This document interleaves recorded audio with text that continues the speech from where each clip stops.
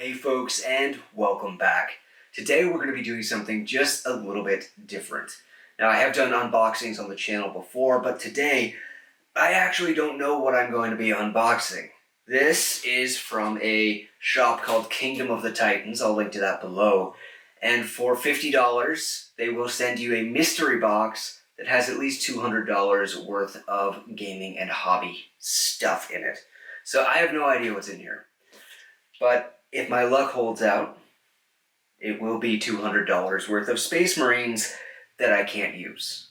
But that's okay. If that happens, that kind of thing can always be sold or traded or whatever. Let's just jump in and see what we got. Alright, this will be kind of interesting. I've never really done anything like this before, like a live kind of unboxing where I'm not just doing voiceovers over top of it.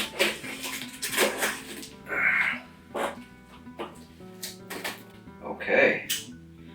Right off the top, I can see a few things I definitely cannot use, but probably a few things that I can too. Interesting. Alright, so right off the top, something I will be, selling or giving to a friend or something. Got an army book for Warhammer. Not the most auspicious start, but that's alright. A bit of research tells me this is indeed a Warhammer army book that retails for about $60. So it's not a bad find, just not right for me.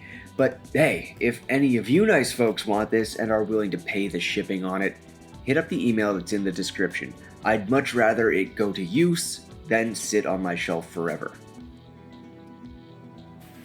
Next we have something called Mythic Americas. It looks like miniatures. Okay, these are kind of cool actually. These look Inca inspired. 3 metal miniatures, 28mm. These will be something that I can use for D&D or just have fun painting them up.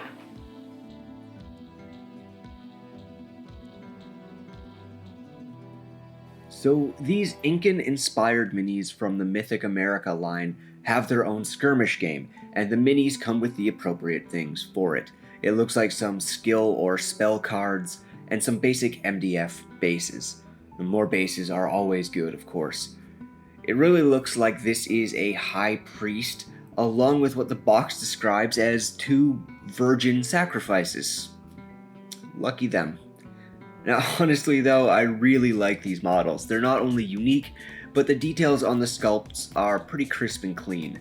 These would make for really cool wizards or warlocks in a D&D game, or the more I think about it, the more I'm thinking these might be the start of an Incan-inspired Frostgrave band. Either way, I've never painted models from this line, and getting to try a new line of minis is always a big win for me.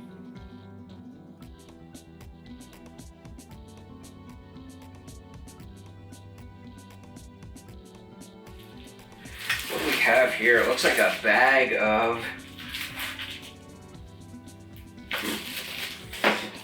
paints or effects paints, maybe. We've got, okay, this is a pigment powder, natural iron oxide. It looks like a sort of a black or really dark gray pigment powder. That kind of stuff is always useful. Liquid silver, Vallejo liquid silver. This must be an enamel paint, I guess. Alright, very cool. I'll give that a shot. Can always use more metallic paints. Got some Woodland Scenics Deep Blue Water Undercoat. Use with realistic water and deep pour water, 100% acrylic. I'll have to look that one up. I'm not quite sure what this is for. It looks like maybe a undercoating for resin, which I do have some resin pours that I want to do coming up in the future, and I intend to do those on the channel because, what's the fun of doing something totally new if you can't screw it up in front of an audience? So we'll give that a shot too. And Mr. Hobby This looks like a masking solution, which is great for weathering or airbrushing, that sort of thing. And I actually don't have any of this, so that's a good guess. We've got another bag of paints. This looks like Vallejo model air colors, which is perfect. I do have an airbrush, but these are also great for brushing on.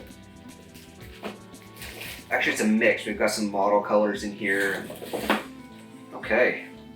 So the final tally when they were all out was 10 paints from various Vallejo lines. As far as I'm concerned, this is a win. I do a lot of painting, I love getting new paints, and quite a few of these are really nice tones. As of editing this video, I've already used some of them, with the sand brown and brown rose both being standout colors for me so far. We have a couple of small masking tape rolls, which again is great for masking things off. Very good to use with airbrushing, or if you're painting patterns on a model or on a building. So those will get used. And wow, all right, this is actually pretty cool. We have the Dungeon Bowl box set. Now, I have not played, this is a spin-off of Blood Bowl. And this is enough, I assume, for 2 teams worth, plus the game itself. That's actually pretty cool. I used to be a big Blood Bowl player when I was like 13 or 14. I haven't played since then, but I've kind of always wanted to pick it back up again. It's just that getting the set seemed kind of daunting. That's right. For me, in addition to all of that sweet GW plastic, this is like opening a big box of nostalgia. I got into Blood Bowl, Mordheim, and tabletop RPGs all around the same time. But I think Blood Bowl was actually the first miniatures game I ever played. So there's just a particular hard to describe rush that comes to seeing these goofy fantasy football models. A lot of these are going to end up doing double duty as D&D models too, sure, and to be totally honest, I'm really looking forward to painting up these Skaven. I haven't painted a Ratman in more than 20 years.